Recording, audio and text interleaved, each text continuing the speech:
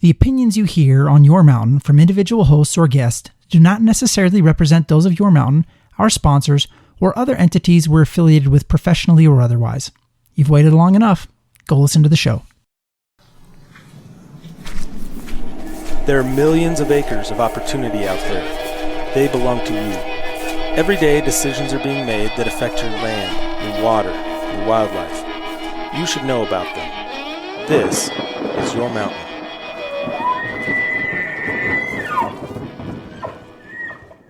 Hey, everybody, and welcome back for another episode of the Your Mountain podcast. As always, I'm your host, David Williams, and as always, co-host Nephi Cole is sitting across the computer screen from me from his place in beautiful Sheridan, Wyoming.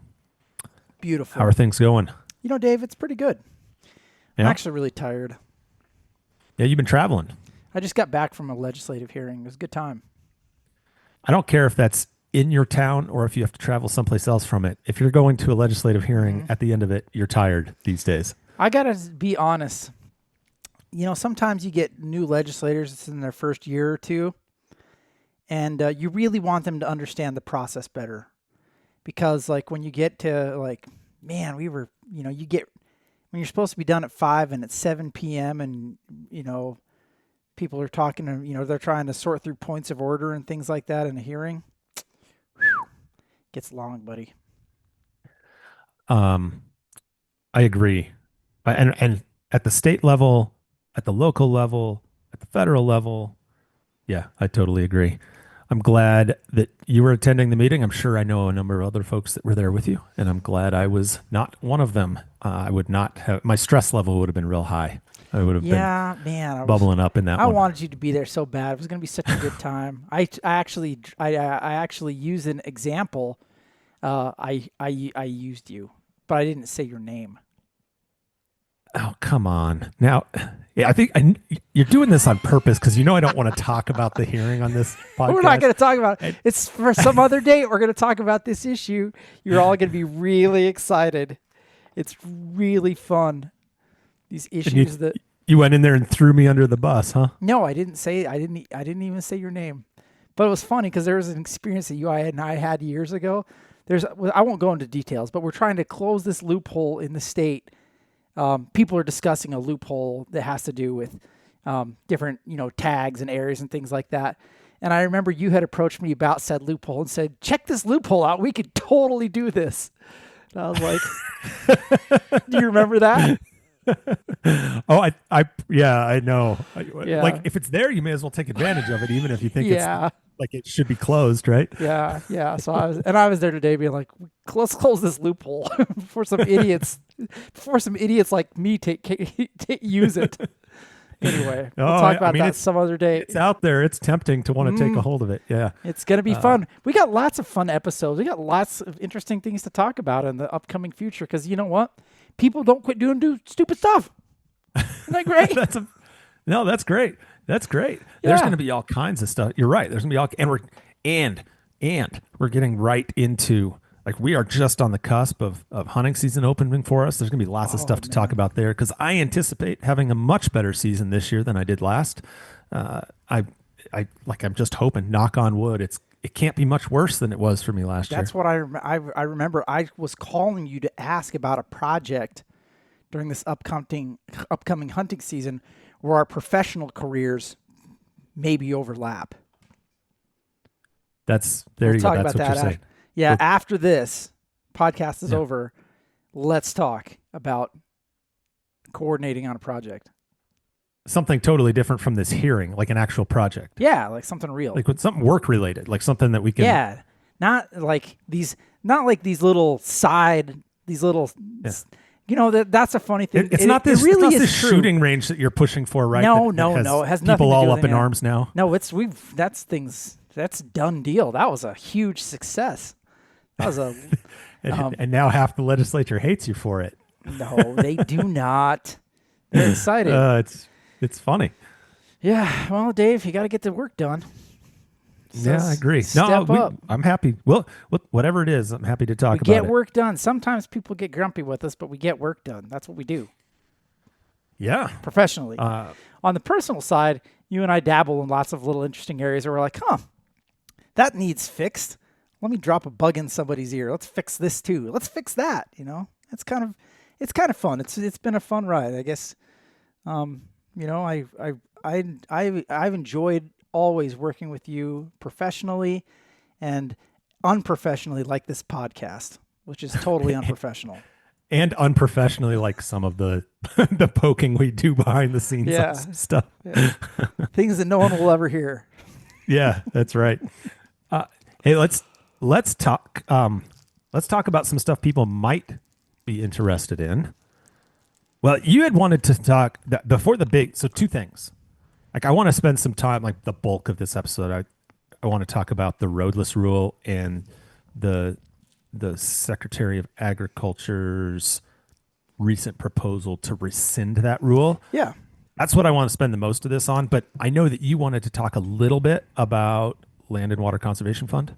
A little bit. We've got LWCF. Before that, I wanted to talk about, you remember, because I actually thought you were going to go grizzly bears for a second. Because I sent you that article on self-defense, grizzly bear self-defense. Oh yeah. No, I wasn't. It was a fun article, but I didn't have anything to weigh in on that. That'll be a different episode. But yeah, let's talk about probably LWCF. should talk about wolves too. Like that's something. The problem with some of these things is grizzly bears, wolves, they just never go away. I know.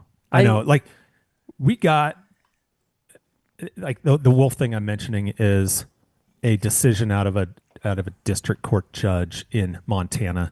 That's going to be a half-hour discussion in and of itself. When you said we have a lot to talk about, maybe we put that one on the back burner for the next episode and we talk about the decision. Just so we're not talking about wolves and bears. I feel like we talk about them all the time. Bears and landowner tags other day. Well, that's a long episode right there that you just described, or 3 separate episodes. Yeah, it's going to be a good time. Yeah. But yeah, we'll talk about in the future this case that was decided in Montana Federal District Court involving gray wolves and what that actually means for the future of wolves in the West.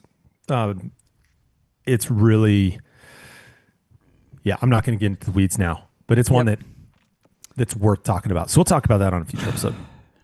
Next. But you wanted to talk about, I thought you wanted to, do you not want to do LWCF? No, let's talk about the Land and Water Conservation Fund. What do you want to talk about it? Or do you want me to set it up with what was going to happen or what we had been hearing might happen? There was some discussion about diversion of funds from Land and Water Conservation Fund for other purposes. Yeah. And the Land and Water Conservation Fund, for folks that don't know, LWCF is a program that provides funding for a variety of super cool programs. There was a LWCF project in almost every community around the United States of America. I think every county in the country has had a project. And those projects range. They range from things like a swimming pool or a softball field to boat ramps to easements to they've been used for land acquisitions. So it's a program that has really touched every community in the United States of America, and of course it was imperiled. Was it a decade ago, when there were concerns about the program going away, and then a variety. There's a bipartisan coalition that moved forward with not just permanently, making sure that LWCF went forward, but finding permanent funding for LWCF. And of course, Matt Mead was part of that. Yeah, actually, that all happened at so you said a decade ago, but the law that was passed all happened right sort of towards the tail end of the first Trump administration. Right, so a lot of folks that you and I interact with in the conservation community, particularly in the hunting and angling community, would say that there was this law passed, the Great American Outdoors Act, that it was Trump's signature conservation action of his first presidency, right? Like there were other things that happened. The migration Secretarial Order 3362 related to animal migration, big game migrations in the West, and funding that and helping identify where these routes are. But the signature piece of, and there were a lot of bills too that passed, but the signature piece of legislation was this bill that did a couple of things, like two major things. There were a few other things in it, but the two major things were, one, it permanently funded the Land and Water Conservation Fund at $900 million a year.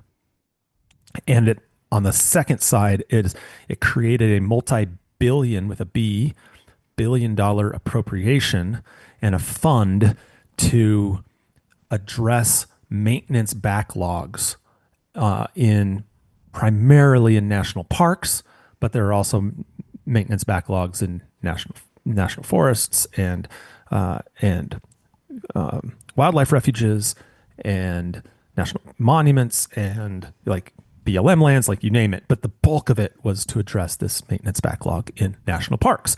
So you have two separate funds, Land and Water Conservation Fund, and I'm totally blanking on the name of the second fund that was created for deferred maintenance. Both of these in this signature law, like Land and Water Conservation Fund existed, but it had been permanently reauthorized shortly before this bill came into play, and then this one permanently funded it at $900 million a year. And that was important because the authorization before was for up to $900 million, but Congress never appropriated, in the history of it, I think maybe once appropriated the full $900 million. It just didn't happen. And that $900 million is typically split, and you probably know way more about this than I do, but typically split, and roughly half of it goes stateside and half of it federal. And the stateside stuff is for those things like the ballparks, right, and the swimming pools, and greenway, like trails through town, like those types of community infrastructure projects. And the federal side is where you see a lot of the access easements or land exchanges or land acquisitions, things like that related to the federal estate.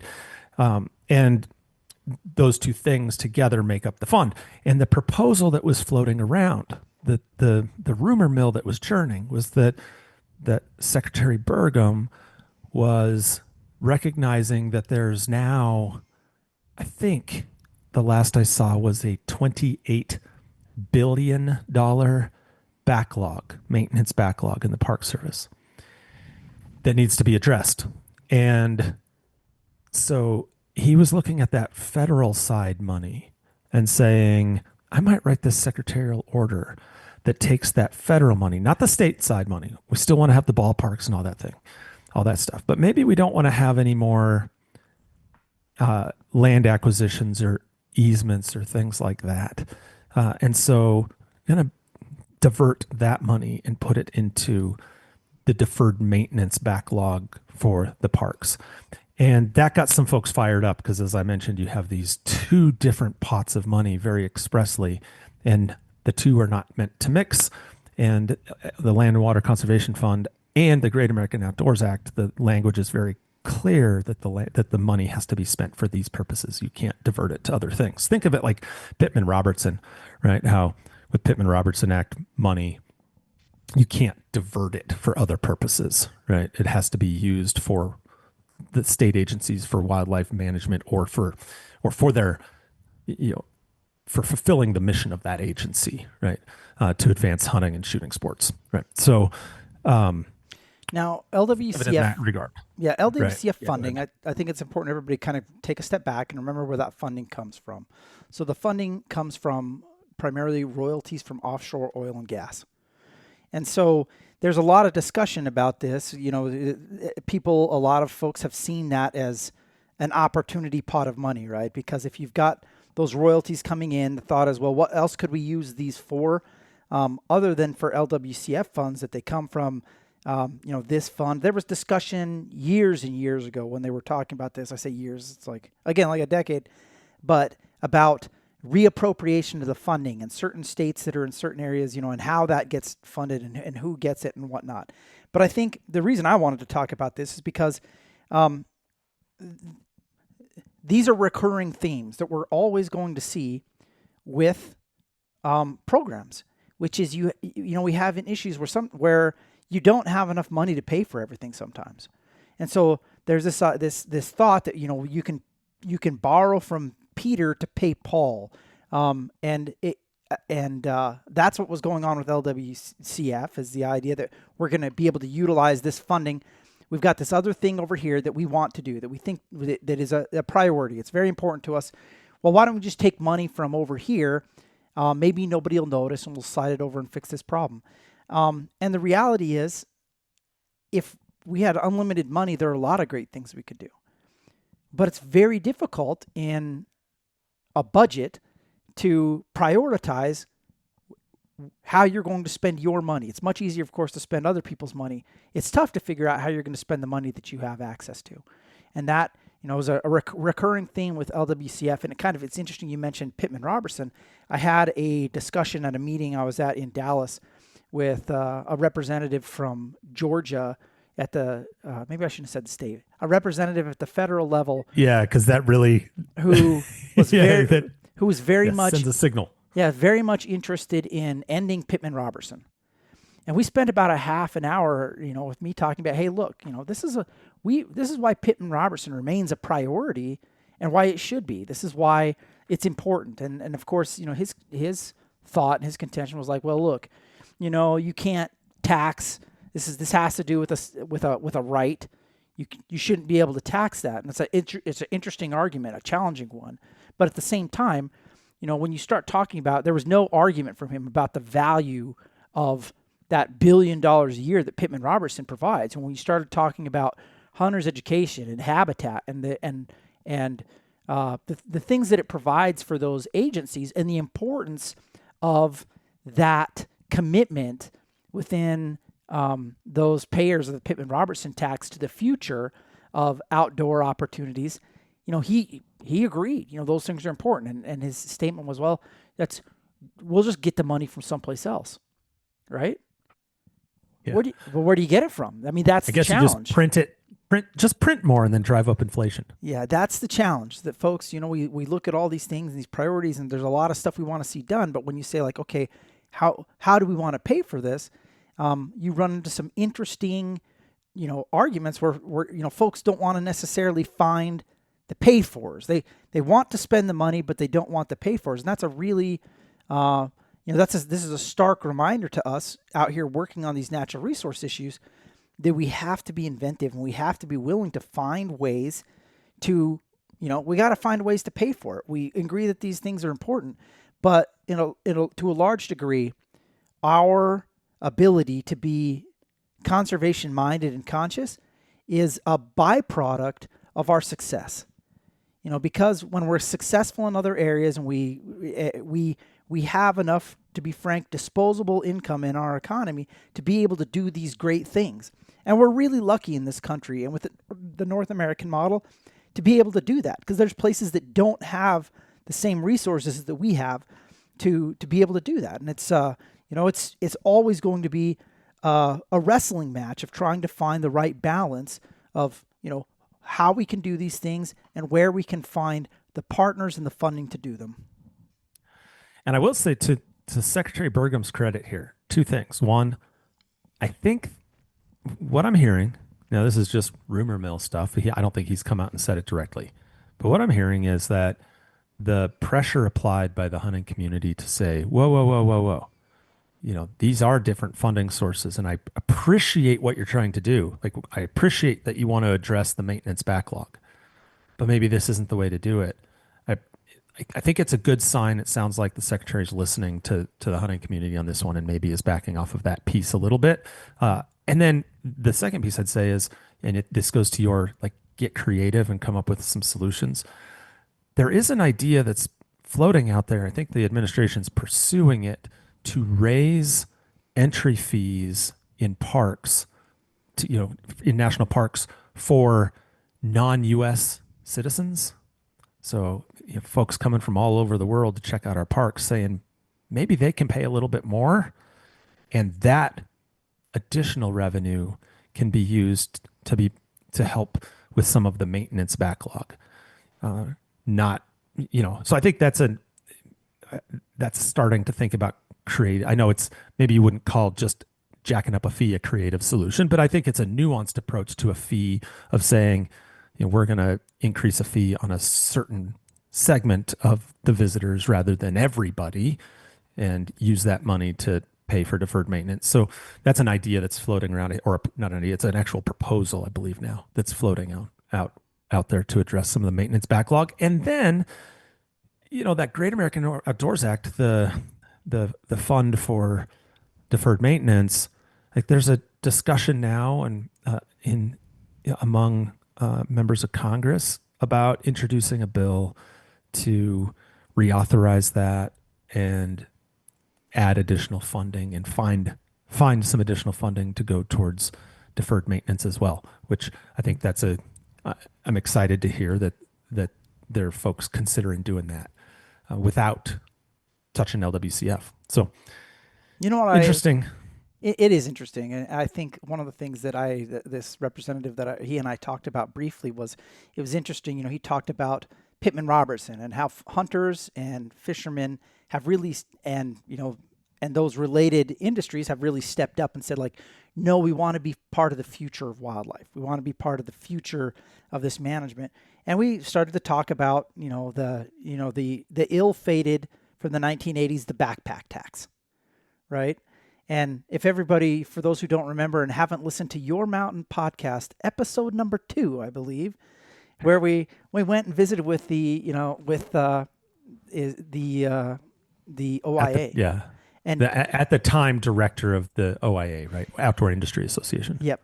And it was interesting because the Outdoor Industry Association, of course, was created at the time. The purpose of the Outdoor Industry Association was to oppose the so-called backpack tax, hiking boot tax, whatever you want to call it. But it was a proposal from the Reagan administration that there be, just like there is, if you're on hunters for firearm use and ammunition use, to go back in, to pay back, that there would be this, opportunity to use, whether it's tents or something else, to do the same thing.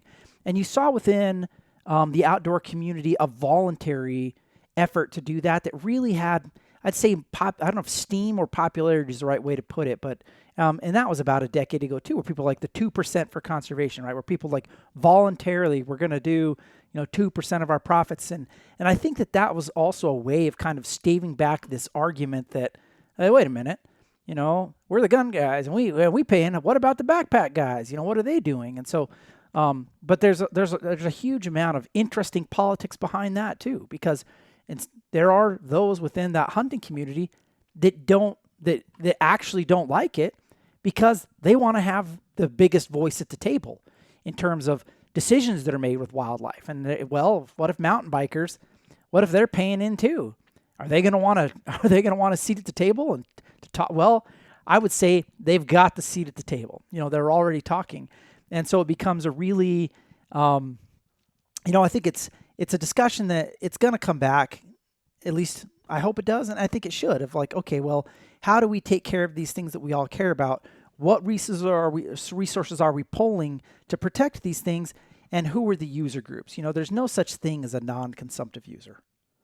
Yes, yeah, I was waiting for you to say that. So we're going to have the contributing versus non-contributing user discussion. Yeah. And so right? That's what don't call it a non-consumptive versus non-consumptive. If you're listening out there and you use the word non-consumptive user or consumptive user, I'm sorry to interrupt you, Nephi, but I got to double down on that because there's no such thing as a non-consumptive user, especially with the number of people that are out recreating on the landscape today. 100%. So there are people that are contributing towards trying to mitigate their impact, and there are people that are not. So there's contributing users and non-contributing users, but everybody is a consumptive user. Yeah.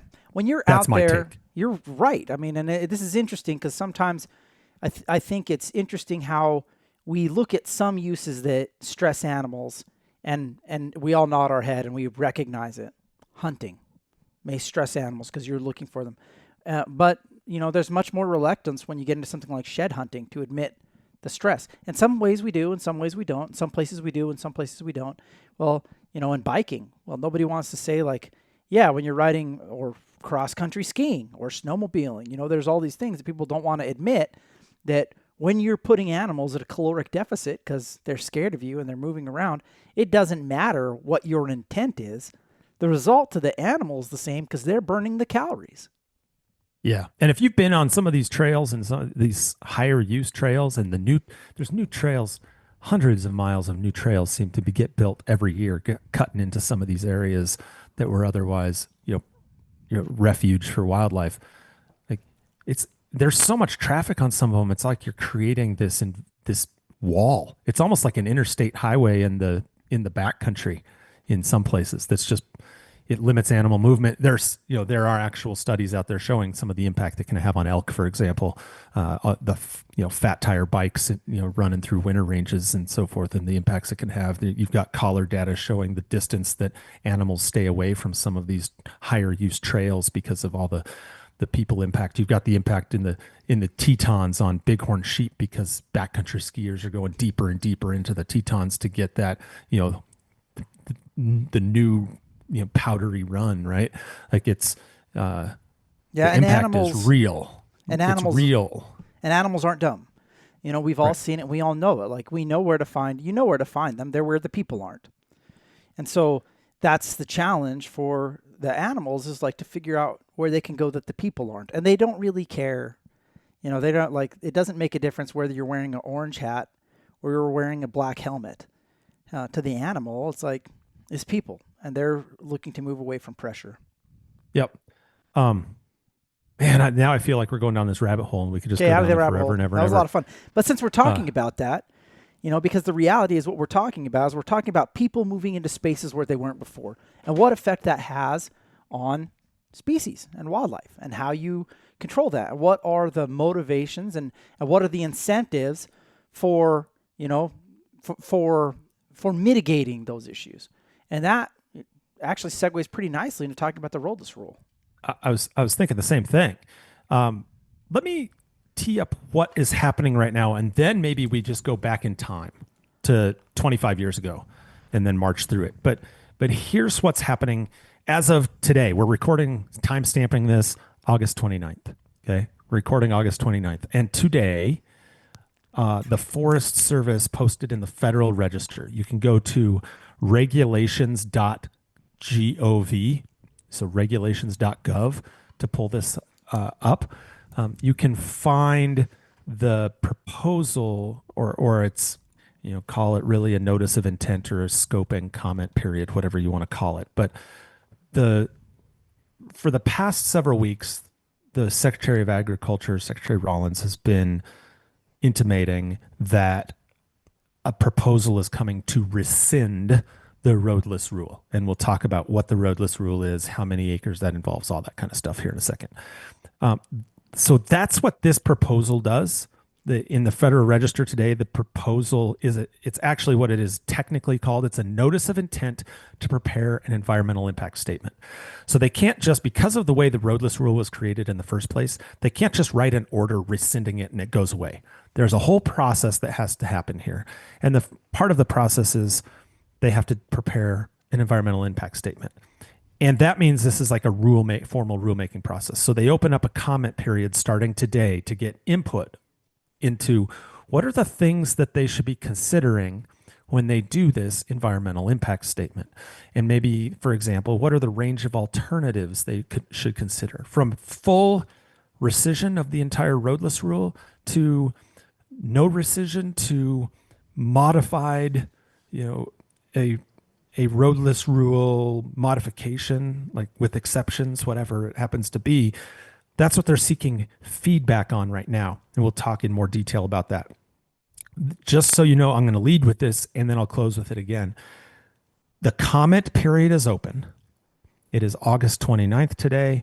The comment period closes on September 19th. That's the last day you could submit comments. So that's an odd number of days for a comment period. What does that make that? Like a 22-day comment period? That's sort of a random number, right? And then a draft environmental impact statement is expected by March of 2026. And there will be an additional comment period to respond to that draft environmental impact statement. And then the final rule environmental impact statement and record of decision is expected to be released towards the end of 2026. This is a fast process comment period, preparing an entire environmental impact statement, getting comments, finalizing the rule, and publishing. And we're talking about doing all of that in maybe 14 months. That's a pretty aggressive timeline, like a pretty aggressive timeline. That's what it is. So anyway, that's that. Maybe now what we do is go back to the beginning here. And I'm going to preface this with, this isn't going to be a deep dive. Like this, I think this conversation is going to stay a little higher level, what the general intent of the roadless rule was, how it's generally been implemented, what the general pros and cons are of it from different perspectives, right? Like that sort of thing. And what might be considered in this process. So don't expect like a crazy deep dive, but hopefully it'll be enough to get you thinking about the roadless rule. So roadless rule was finalized in 2001, and it was part of the Clinton administration's an effort to, like, the idea they had was to provide lasting protection, this long-term protection for what are called inventoried roadless areas on National Forest System lands. And they wanted to do that through this rule by generally prohibiting new road construction or the reconstruction of existing roads. And with certain exceptions and qualifications, they wanted to prohibit or limit timber harvest in those areas. So how much land are we talking about here in the roadless, like that qualify as roadless areas? I think it's roughly 58 million acres nationwide, or what the rule covered. And that included things like the Tongass National Forest in Alaska, which is I think it's the largest national forest in the country. It's something like 9 million or just over 9 million acres. It's gigantic, like 4 times the size of Yellowstone National Park. And that whole area was, I think, identified as roadless here. So it covered this 58-ish or so million acres. And it instantaneously became a subject of a ton of consternation and litigation that played out over the course of a long period of time. And I don't know, Nephi, I don't know about you. I mean, when I joined the Attorney General's office in Wyoming in 2005, Yeah. the state was right in the thick of that litigation. Yeah. There's a huge amount of pushback from the public in a variety of states for a variety of reasons. And so we tend to think of the roadless rules. You think about, we're like the Tongass National Forest in Alaska. And that is a good example for, some reasons and why people want things a certain way. But also, we've spent some episodes talking about things like, the Sagebrush Rebellion and issues in Utah. Well, that was huge. This is part of what happened there too. The off-road community in Utah had big issues with the roadless rules. States like Wyoming, where you had traditional land, not traditional land owners, but traditional land users who would go to certain places and hunt a certain way. They were used to be able to get to a certain spot, and the roadless rule resulted in not just saying no new roads, but it did result in taking a new look within the Forest System Service at some existing roads too, and saying like, hey, maybe there's some places where these things shouldn't be. And that created heartburn because if you were, the people who wanted to use those things the way you had used them or envisioned using them in the future, and you could no longer A, use a road that you had, or B, put a new road in, you got fired up. And so this has been going on for quite some time, and the arguments, it's not going to go away. No, it's not. Let me talk a little bit about just what's in the roadless rule. So 2 things. One, so I mentioned that the roadless rule was a way to provide protection for inventoried roadless areas. I think it's important to also mention that it was in 1999 that President Clinton directed the Forest Service to prepare regulations for protections of inventoried roadless areas, right? So this was a process that started during the Clinton administration, ended during the Clinton administration. And so when you start in one administration with a proposal and end in that same administration, politics, right? Politics play a part of this as well. And so you're going to have, folks from opposing parties that just generally, so this was Democratic Party that pushed it. Republicans were at the time were going to be pushing back on this idea generally. Here's what's just at a high level, what's in the rule. So one, it generally prohibits new road construction, as I mentioned, road reconstruction in these inventoried roadless areas, and it generally prohibits timber harvests, the sale, cutting, or removal within these areas. But there are some exceptions to that.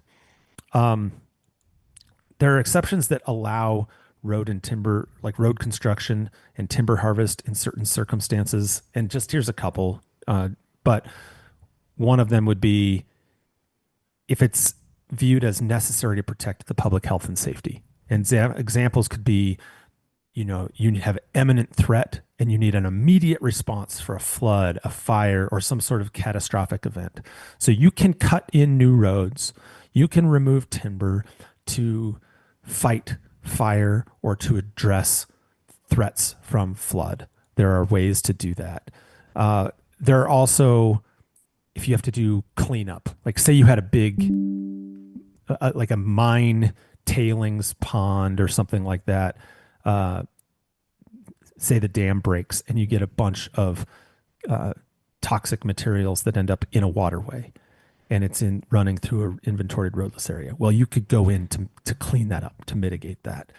There are some pre-existing authorized uses that would be allowed. Some recreation, some infrastructure. Won't go into detail, but there are things there. And then there was the ability, and I think this is worth noting, that there could be state-specific rules. So you could have this broad umbrella of a roadless rule, but if a state petitions, then and the secretary agrees, you can promulgate a roadless rule with different exceptions. You could tailor the roadless rule to that specific state. And that's been done twice. And that's important to note here.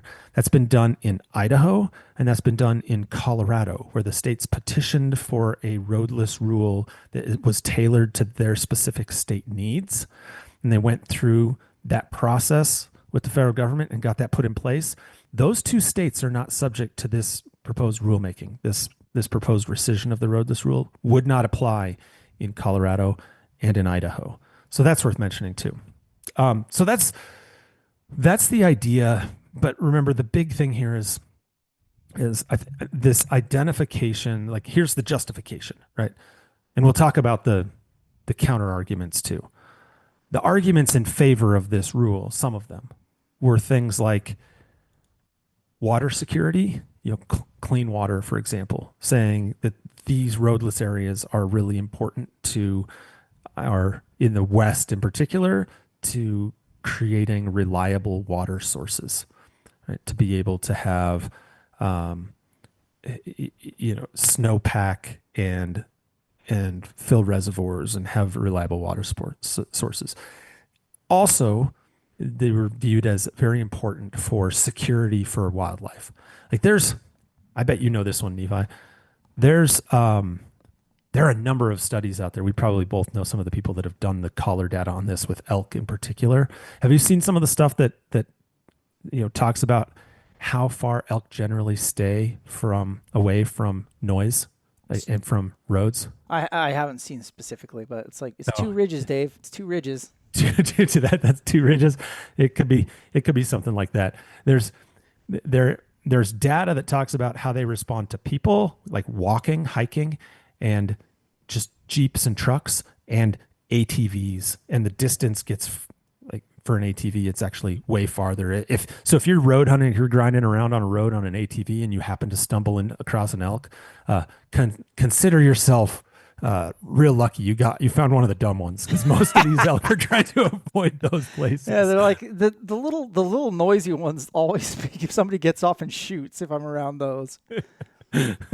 So, But the point being, there is this like significant body of data, and it's collar data. It's, you can track and see the movement, and it really shows how these more intact areas that are farther, that don't have roads through them, that are farther away from roaded areas, actually become really important habitat for things like elk and mule deer and bighorn sheep and other wildlife that we as hunters like to pursue. So there's like, that's another one of these arguments in support of the roadless rule.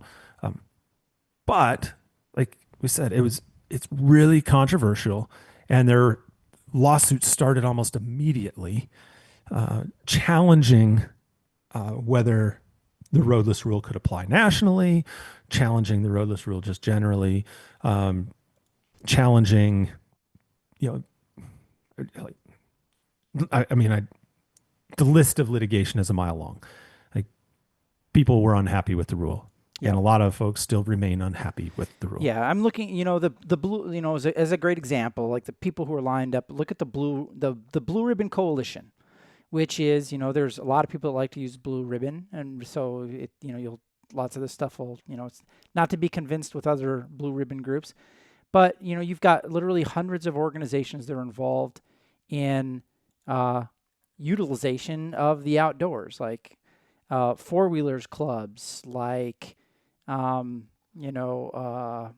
Kawasaki motorcycles, like, just huge numbers of groups that have been since inception against the rule. So you can see where the momentum is. If you're wondering, well, who feels this way? Well, that's who feels this way, and so it's a fight to be had, and if you think, and I mean, it's a fact. I mean, you see people talking about, like, there isn't a good amount of public knowledge out there. People think that their e-bikes are just bikes, and they're taking them, regardless of what the Forest Service rules are, with certainty. Here's what's happening. So I've got a friend and colleague that lives down in Colorado and in South Central Colorado, and I won't give up the name of the town or anything like that.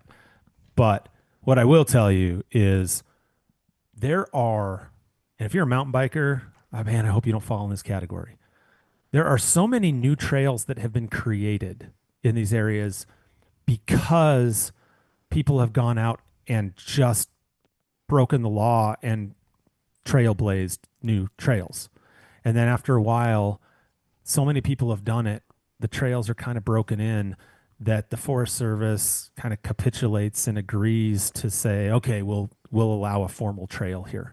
Right? There is so much of that happening in parts of Colorado where people, and I think this is a function of people like not wanting to ride the same thing twice.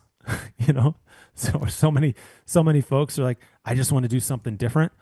And they go out and they create their own trails. And then more and more people use these things that are cut in, and they become almost permanent fixtures.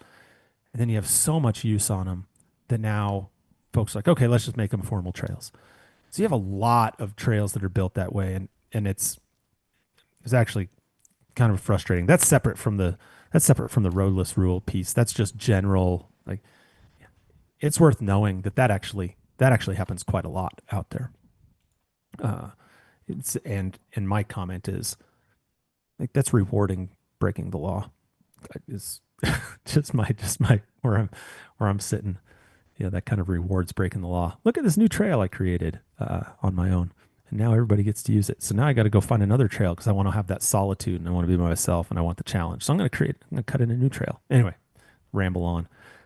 But it's a significant issue. Okay, I'm going to dive into, say, the arguments for and against the roadless rule, give you a few examples of each one, right? The pluses, and we can talk about some I'm of going the to try pluses and and sound minuses. really smart. I like how you said try.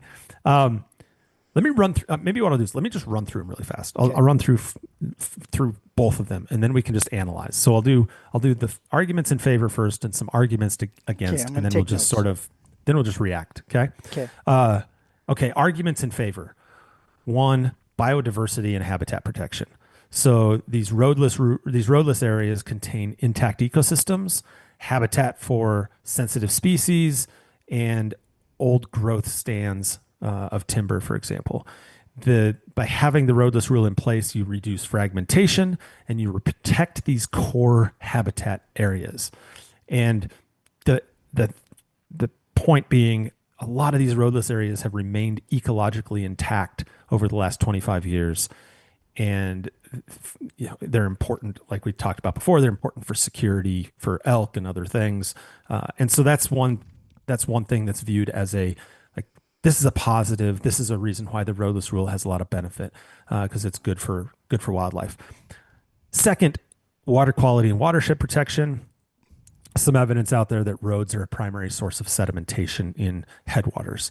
And so if you limit road construction, then you protect your headwater streams and therefore your downstream water supplies and your fisheries, for example, your cold water fisheries.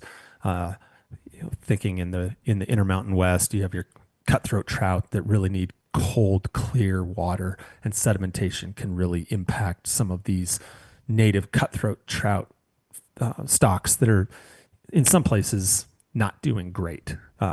In other places, they're doing okay. So that's another one.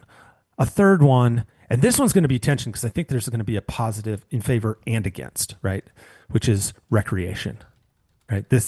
So you can, those in favor of the roadless rule for purposes of recreation, say they provide these backcountry recreation opportunities, hunting and fishing and hiking and so forth, that you maybe can't get otherwise. If you want to get away from the roads, you want this backcountry experience.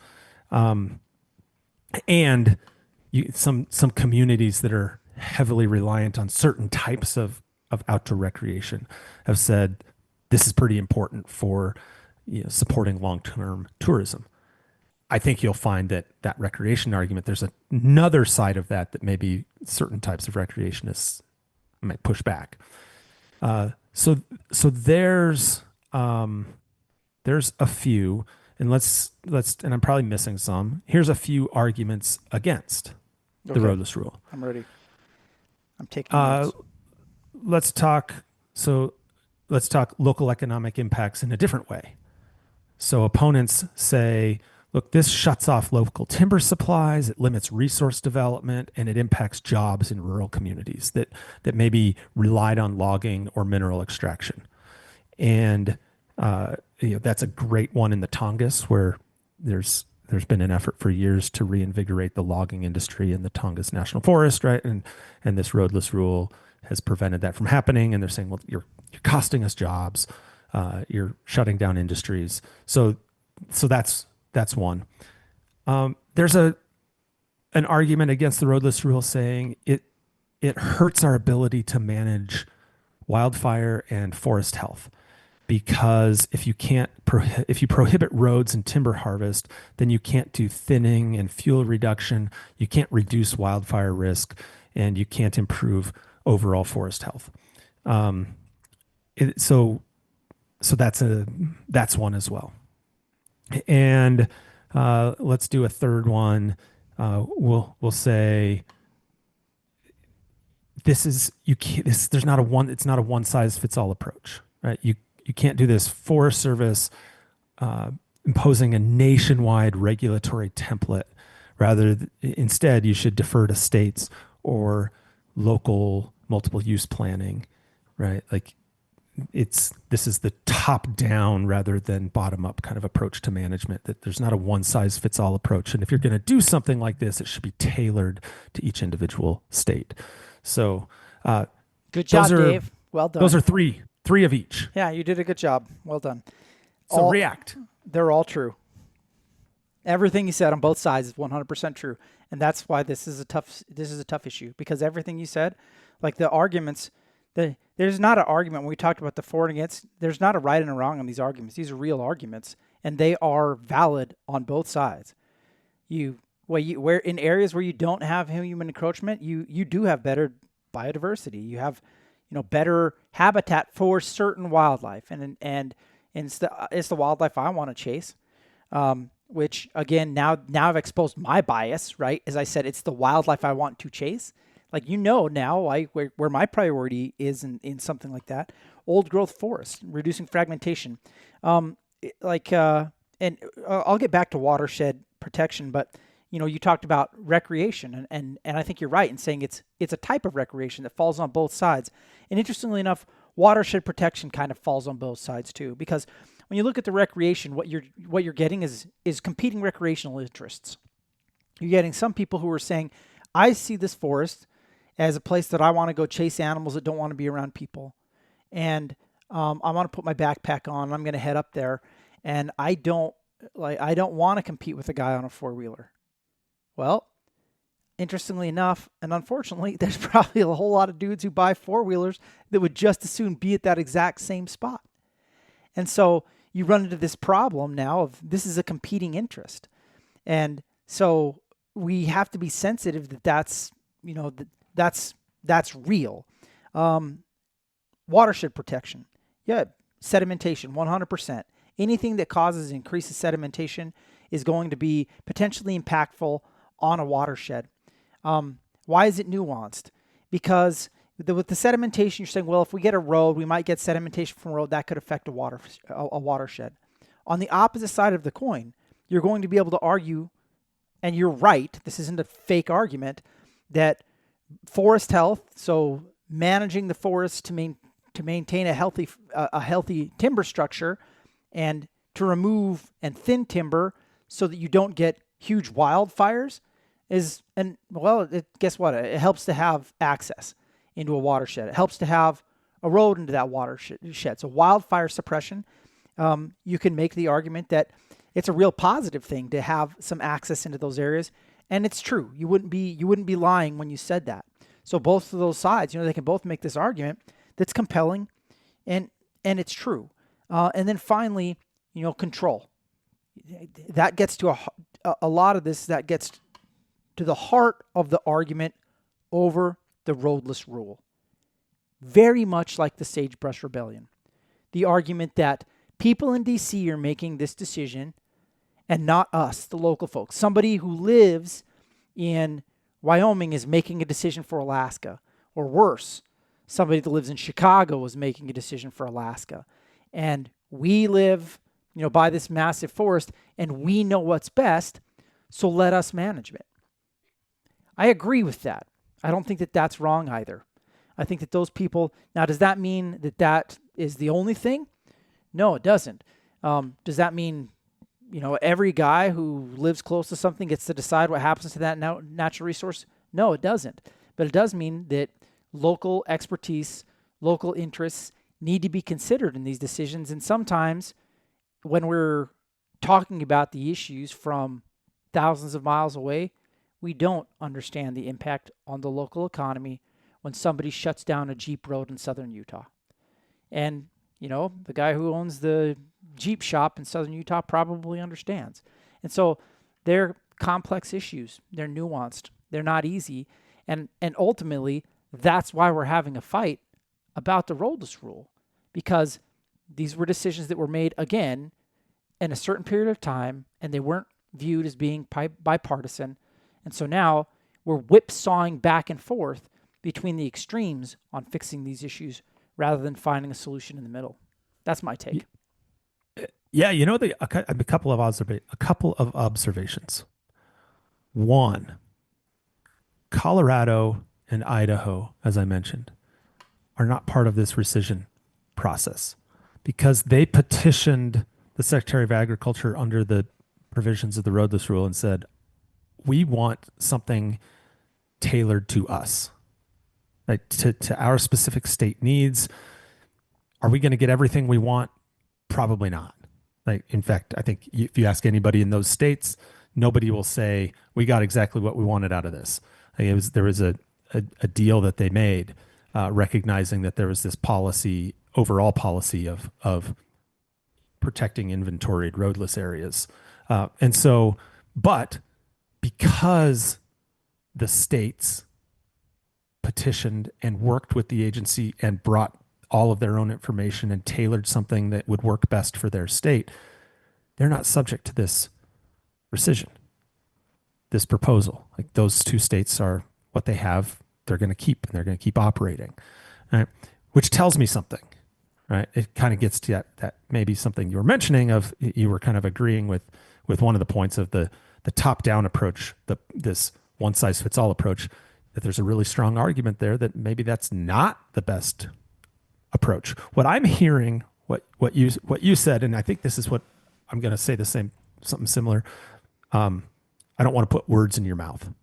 I'll stop you. But what I'm hearing you say is that a full-on, just plain old rescission of the roadless rule and having that go away completely maybe doesn't make sense.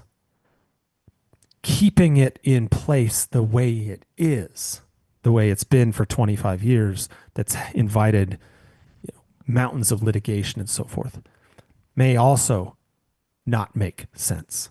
And that actually what we have now is the benefit of time, of seeing how this has played out over 25 years, and having a lot of experts on the ground in places, and that maybe there's an opportunity through this rulemaking process to create a set of alternatives that brings some of the how do we manage roadless areas back to individual states. And a recognition that we probably need some of them. We probably need roadless area protection because we need these habitats for the critters that you and I like to chase. But we also have to figure out, how do we do forest management in an effective way, and how do we perfect like the urban, like that interface, the what do you call it, the urban rural interface, or the place where people are building into fire country all the time, right? Like, it's a lot more than it was 25 years ago, and we have to figure out, okay, they're coming up right on the edge of some of these inventoried roadless areas, and how do we do things to protect critical infrastructure from fire, and how do we do forest management in a way to protect all of these homes and businesses and roads and transmission lines and all that sort of stuff. And so I guess my thought is, it might not be a bad exercise to have the conversation about, is there a way we can do this better? That we can, to the best of our ability, knowing that the Forest Service is meant to be multiple use, one of those uses might be having backcountry opportunities and having intact habitats for wildlife, and one of those uses might be having a stable timber supply for the country. And how do we wed those? That maybe if done right, this process could have some benefit on the back end. If done right. The wrong thing to do would be to say, let's not engage in a conversation, because a decision is going to be made, and somebody's going to grab the steering wheel, or they're going to turn this thing in a direction. And so the question is, do we feel like being part of the discussion in a positive way or not? I was in a legislative hearing over the last couple of days, Dave. And it's really interesting when you start talking with people about a program that was developed in, say, 1949. When people thought one thing, and they thought they knew one thing. When they wanted to improve opportunity and then improve habitat at that window of time. And then when you see over time how the best of intentions can be broken over time. They just get run down, they get old, like any old car. There are parts that, you end up having to put some new tires on there, and you end up having to do this and that and change the alternator. And at some point, you have to be willing to look at it and say, like, okay, where are we at? Let's take it to the mechanic. Let's do an inventory. That shouldn't be a negative thing. That's a positive thing, to have an opportunity to stop and look at, these natural resource laws that we work under, and it doesn't matter which one it is. It's a positive thing to stop and say, like, okay, what have we learned over the past 10, 20, 30 years, almost 100 years in some cases. We have to do that because you can't iterate and you can't fix it unless you're willing to look at it with a critical eye in the past and acknowledge the positives and then say, okay, well, but this didn't work very good. The problem that we have politically right now to a large degree on a lot of these issues is because is that the politics become so wedded to the idea of the thing that it doesn't matter whether or not something could be done better and something needs to be changed. People are so tied to who made it and when that they're not willing to look at improving it for today. And yeah, I totally agree with you. And you're right. I think that I think it's time to take a look at things like this and to say like, okay, this is a good thing. In principle, it's a good thing. Where isn't it working? And how do we take away the impediments? Because if we can do that, then it'll last. If not, then, we're going to argue about it every 4 years. And you said something. It's a good thing, and I want to make sure I say the same thing. It's a good thing. Roadless areas are a good thing. I'm going to give an example. Like, here's my example. Maybe I've talked about this before. I don't know if I have. It was actually just a few years after the Roadless Rule was put in place, and area where I elk hunt was going through a forest plan revision, and it was a travel management revision to the forest plan. And part of the proposal was to decommission a number of roads in the area that I elk hunt that I used every single year. Like, these were roads that I drove every year that I hunted. And I was livid. We got this notification, organized, a bunch of us organized. We put together letters, and some of our talking points were like, look, some of the people we hunt with aren't very mobile, and you close these roads off and it's going to limit the places they can hunt, and it's going to limit their enjoyment of being out there. And there were I remember this. There were arguments in this about the need to close some of these roads to address erosion and sedimentation in some of the waterways. There was, about security for elk and mule deer in particular. And I refused to hear it. I sent in my comment letter. I was like, don't close these roads, right? And as those comment letters often go, those roads were all closed. Like we did not win in our pursuit of keeping these roads open. And I'll tell you, this is an area where the only people that travel on these roads, I promise you this, there are only two groups of people that ever use these roads: hunters and the ranchers that had grazing leases up there that were trailing cows. Because I would go up every summer around this time before the hunting season started to just cut dead trees off of those roads that had fallen throughout the summer. Nobody used those roads except during hunting season. So they closed them. What do you think the impact of that was? I think that you had to walk further to I think you shot more elk and you had to walk further to get them out. Both things are correct. There were a lot more animals in there after they closed those roads. There were fewer people. I had to walk a little farther. There were a lot more animals. My success rate went way up. But the flip side of that story is that area was subject to a pretty significant wildfire a number of years ago. And some of those roads, it had now been long enough that they had been decommissioned and dozed over and so forth and overgrown. There was no way to rebuild those roads. Some of those roads became critical to the Forest Service being able to go in and fight that fire and ultimately prevent it from burning up a bunch of ranches and ranch houses and stuff like that. So I sat there and you can see both sides of it. It made the habitat better. It made the hunting experience better. And at the same time, those roads that hadn't been totally gone, that they could go back in and re-improve to be able to fight the fires. When they did that, it enabled them to get equipment back in there and people back in there to actually build fire lines and stop that thing. Yeah, so I can see both sides of it now totally clearly in the place that I hunt. Yeah, 100%. And I think that's if there's a take home from this entire episode and you all sat through it, it's this. There's a middle ground. These things aren't like when you subscribe to one of the far left or right directions on an issue like this, you're doing the resource a disservice. When we get ensconced in these ideas that the roadless rule is sacrosanct, or just saying the concept is bad. Either way you go on that,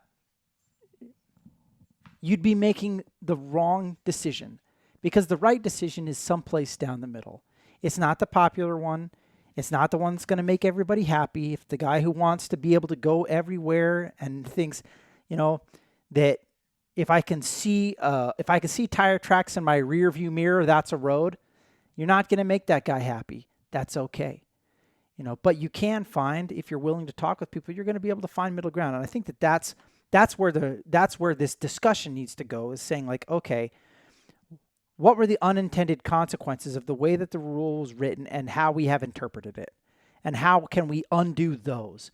How can we make it so that we can do these other things, so that we can have a little bit better with the economic development, a little bit better with the wildfire stuff, while still maintaining principles that are very important with regard to habitat and biodiversity and watershed protection. And it's a false choice to say that you can only have one of these things or the other. You can find a way to manage in between.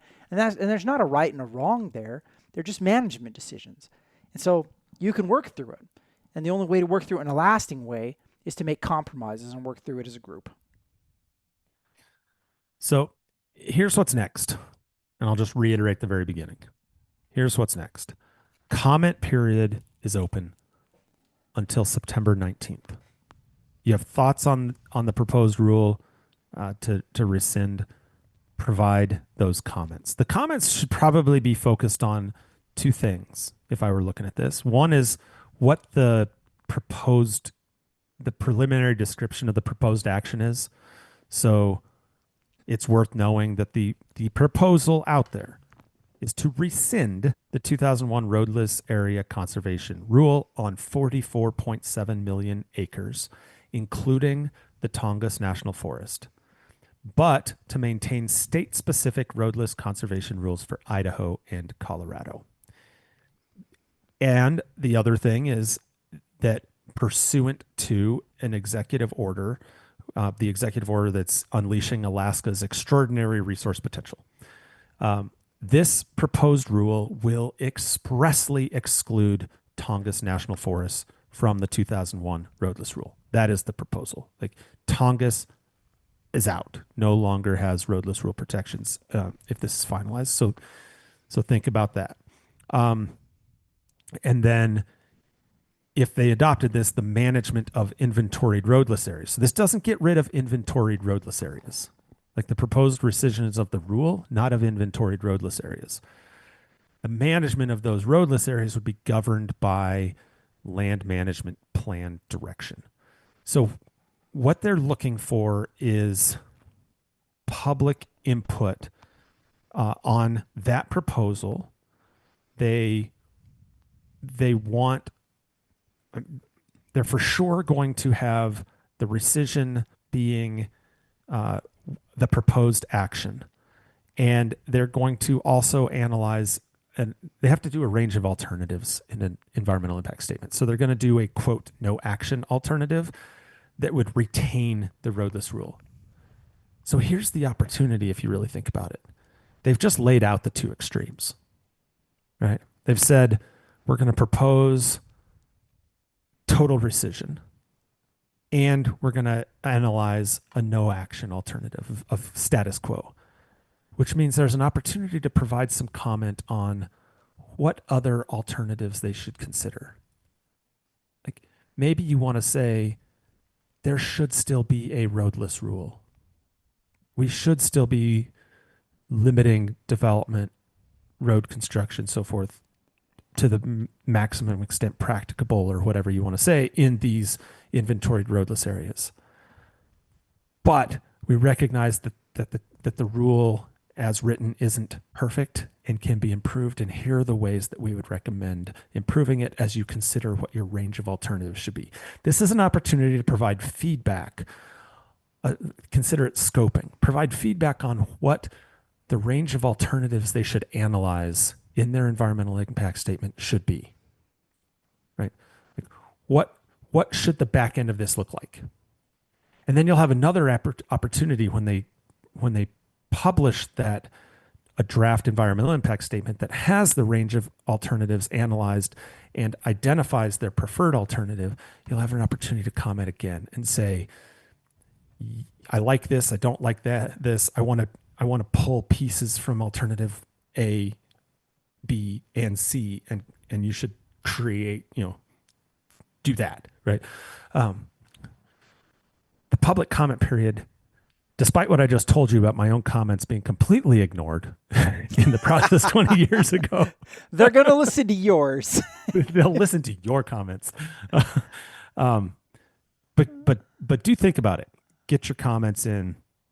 But know that if you're seeing stuff out there that says roadless rule is gone, there's going to be roads going everywhere into all of these places.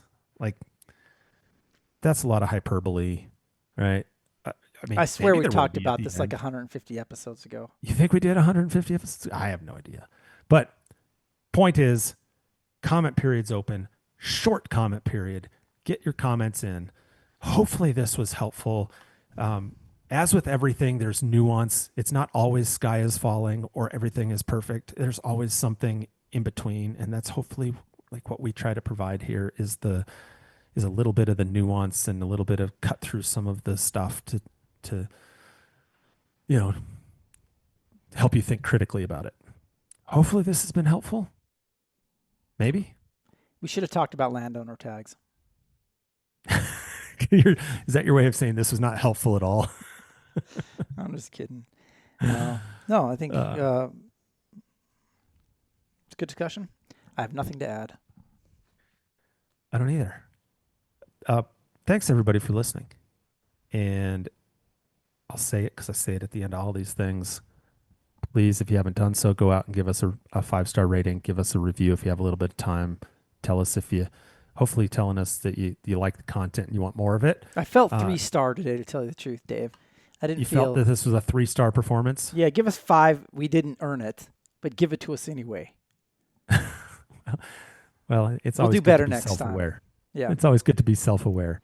So Nephi thinks this was not a 5-star performance. This is a 3-star performance, but we're asking for the 5-star rating hopefully for the cumulative impact of the 200 plus episodes. Yeah. We're going to have a dud every now and again. Give us a rating that reflects what you want us to be, not what we are. Well, yeah. Unless you're competition and you want us to fail. Don't do that. Don't give us that 1-star. We don't have competition, Dave. Come on. Nobody Nobody's is crazy enough to do space. this kind of wonkiness. No. Anyway, really appreciate you listening. yourmountain@itsyourmountain.com is the email address if you want to get a hold of us. You can also find us on the social media channels at the handle @itsyourmountain. And by the channels, I mean Instagram primarily and Facebook. We're off of we have an account, but we're pretty much off that dumpster fire that we call X/Twitter/whatever.